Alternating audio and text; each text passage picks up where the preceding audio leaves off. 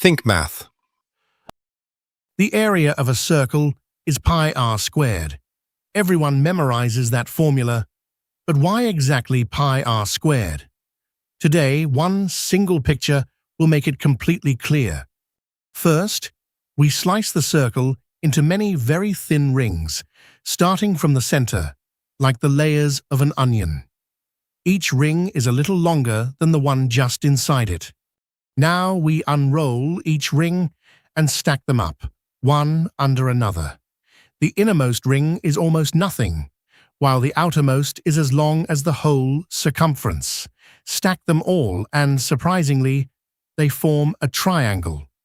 The base of this triangle is the longest ring, the circle's circumference, and the circumference is 2 times pi times the radius, that is 2 pi r. The height is the distance from the center out to the edge, the radius r. The area of a triangle is base times height divided by 2.